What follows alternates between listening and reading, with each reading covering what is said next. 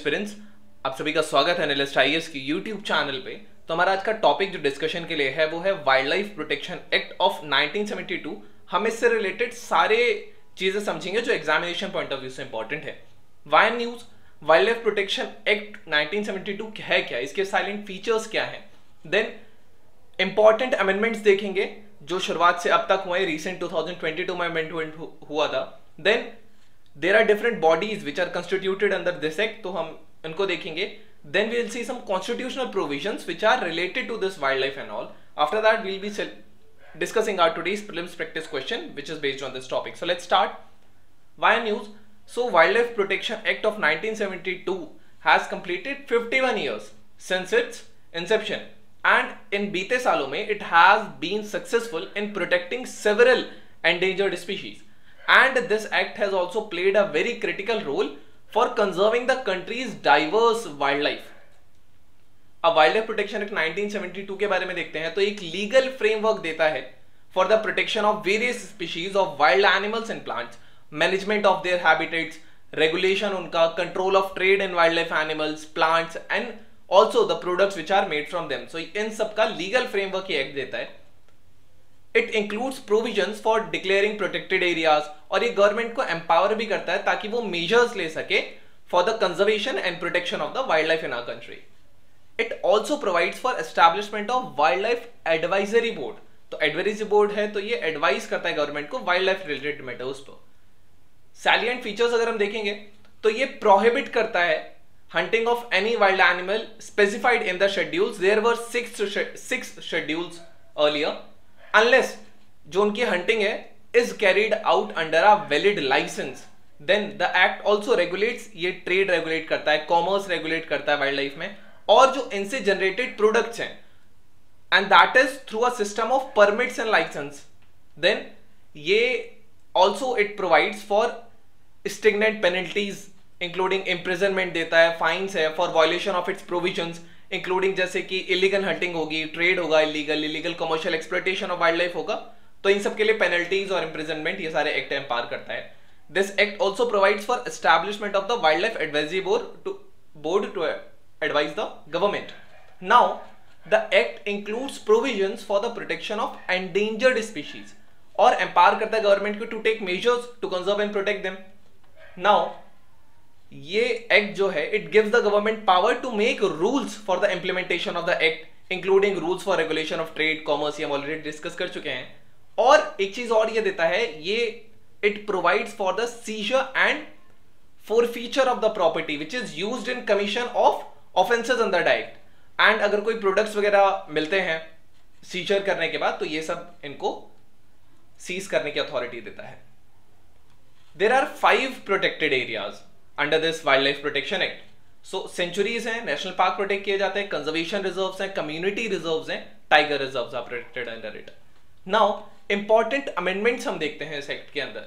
So wild life protection amendment act first of all 1991 में आया। It strengthened the penalties and fines for wild life related crimes, and it also introduce provisions for the protection of endangered species. Then 2002 में एक amendment आया, इसने concept दिया था community reserve और conservation reserves का as a protected area. Then 2006 में एक अमेंडमेंट एक्ट आया, ये जो था it was to deal with the human wild life conflict issue, and इसने एक और प्रोवाइड कराया नेशनल टाइगर कंजर्वेशन अथॉरिटी का, and this authority was to manage the and protect the tiger reserves. इन्हीं सबका योगदान रहता है कि अभी इंडिया में टाइगर की पॉपुलेशन 3000 से ज्यादा है। It also made provisions for the creation of a tiger and other endangered species crime control bureau to deal with the wildlife related crimes. Now wildlife protection act 2022 recent आया। This act has seek to increase the species which are protected under the law, and also it has implement the CITES.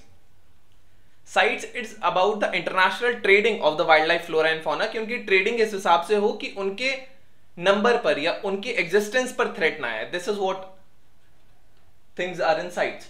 Then number of schedule पहले 6 थे, now there are only 4 schedules, and this Act also permitted, Amendment Act also permitted use of elephants for religious और any other purpose, जैसे केरला, कर्नाटका, इन सब में elephants का use होता है. And the penalties have been increased for general and specifically protected animal violations. Now there are 4 schedules. First of all, 1, 2, 3. There are 4 schedules.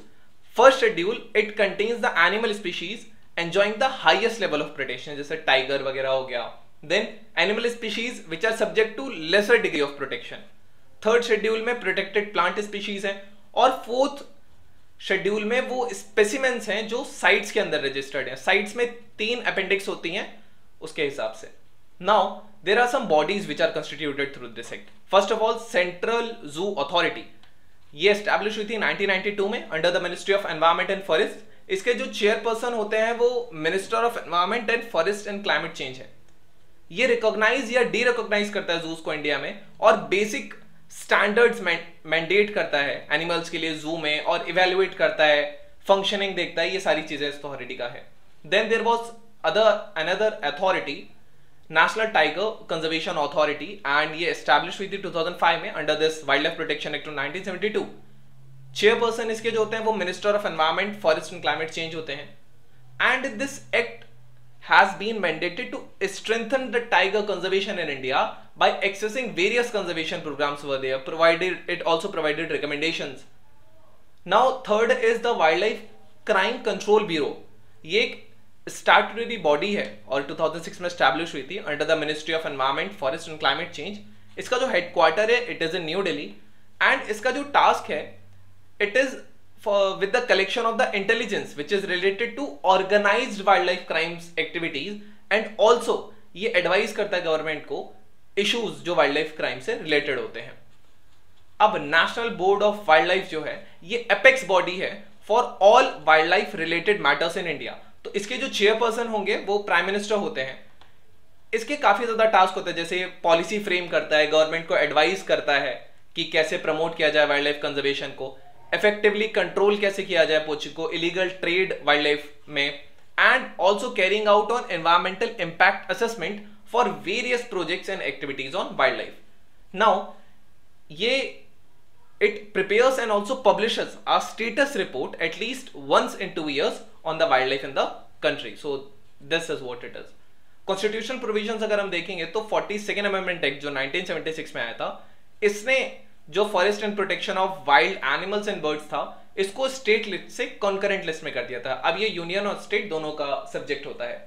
Article 51A fundamental duty, it states that it shall be the fundamental duty of every citizen to protect and improve the natural environment including the forest and wildlife.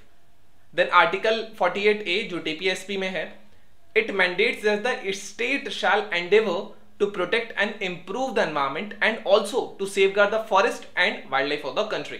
So these were the constitutional provisions. Now let's discuss our today's prelims practice question.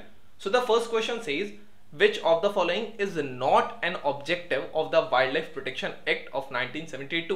First, establishment of sanctuaries and national parks, tiger reserves, judicially impose penalties for violating the act, consolidate the law related to the forest, regulations for hunting wild animals and birds. You can type the answer in the comment section, then I'll let you know if it's correct or not. Now let's discuss our second question.